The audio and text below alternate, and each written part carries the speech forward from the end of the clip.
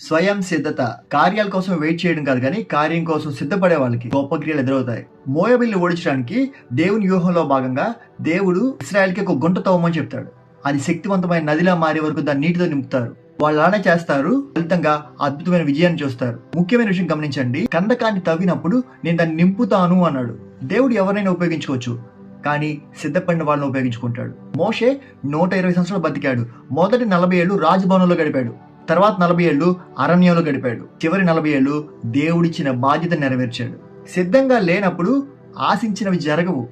గెలుపు ఓటముల మధ్య విభజన రేఖ సిద్ధపడ్డావు. రాత్రి వైపు ఆకాశం చూసి జాబిలి రావే అనే పాట పాడుకుంటే తెల్లారి జరిగిపోదు. పౌలు పరిచర్యలో ఈ మాటతో మొదలవుతుంది, ప్రభు నేనేం చేయాలి? జ్ఞానం వల్ల ఇల్లు కట్టబడుతుంది, వివేచన వల్ల స్థిరపరచబడుతుంది. ఈ రోజు మనం నేర్చుకోవాల్సిన పాఠం ఏంటంటే, మనకు మనం సిద్ధం చేసుకోవడం, అన్ని పనులకి సిద్ధపడడం. సిద్ధంగా ఉంటే దేవుడు గొప్ప సాధనాలుగా వాడబడతాడు.